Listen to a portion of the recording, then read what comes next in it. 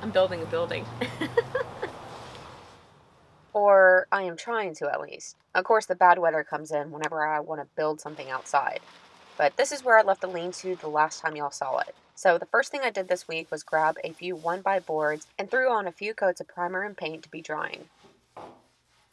So tons of you suggested to use something called Z flashing. I'd never heard of it, but after looking into it, it's definitely useful stuff. So I went ahead and removed this triangle piece so that I could add it. And also, while I was modifying, I added another stud piece along these back walls. I would first lay the Z flashing in place and then cut it to length using some tin snips. I laid down a line of caulk where the flashing will go, as well as along that back seam. I set the flashing in place, then put down another line of caulk on top of the flashing so that I could reattach the triangle piece. Then I also went to all the other seams and applied a heavy bead of caulk just to make this as watertight as possible. Next, I started chopping up a sheet of OSB plywood in order to make up the roof. I used 3 pieces overall to make up my roof because I was trying to get it all out of one sheet of plywood. Since I have multiple pieces making up the roof, I made sure to cut the pieces so that they'll be all meeting at the center rafter. What I mean by that is these 2 pieces here are sharing half of the same rafter. I would put in one nail just to tack the pieces down, then climb onto the roof and finish nailing them all down.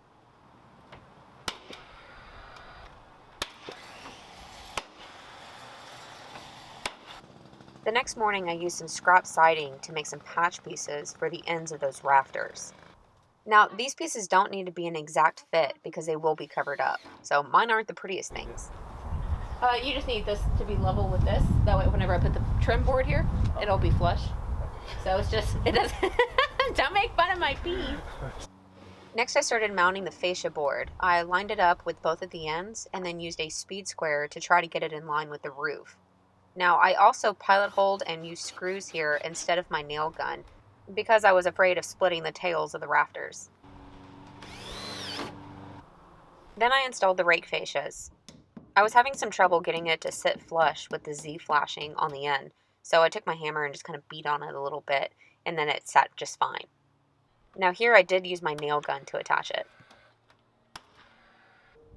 Then it was on to repeating the same steps with the trim on the body. Here I used 1x4s, and I would just set it in place, use my pencil to mark the line, cut it down, and then attach it with my nail gun. I first attached the side trim, then the front trim, and then I moved to the back.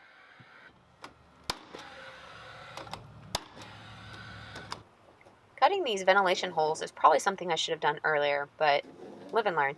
I just set my vents in place on opposite walls, one in the back and one in the front, and traced around it with a pencil.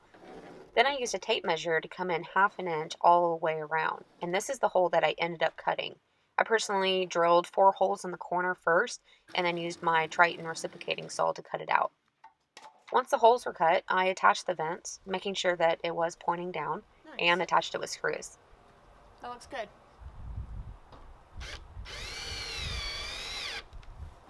Okay, now it was on to the insulation. Now, this project is sponsored by John's Manville, and for this project, I went with the pre-cut bats once again. This is thermal and sound control. Now, my number one reason for wanting to insulate my lean-to is for the sound reduction.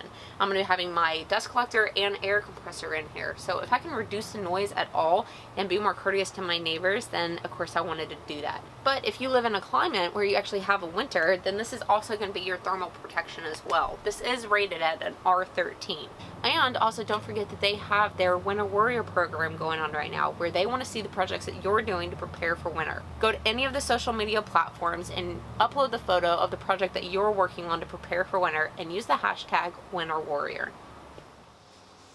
I started off by measuring the wall panels and then cutting the bats down to the size I need. Since I'm working outside, I just used a scrap siding as a work surface.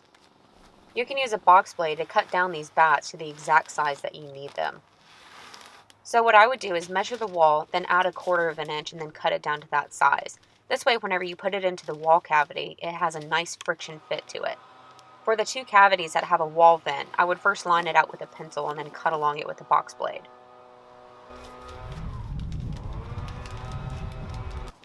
I was also able to use a lot of scraps to tuck into the smaller cavities, like above the door and to the left and right of the door. Since I'm trying to reduce the noise as much as possible, I also went through and insulated the roof cavities.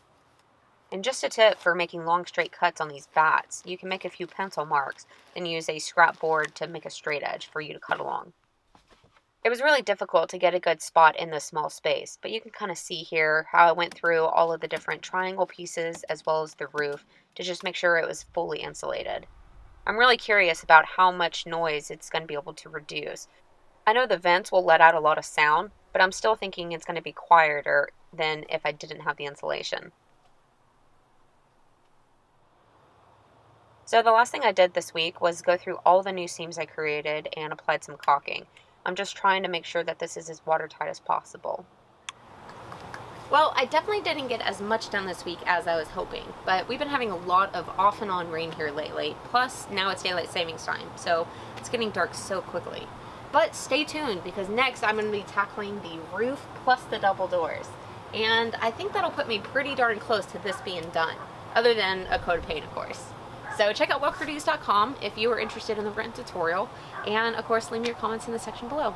I will see you very soon.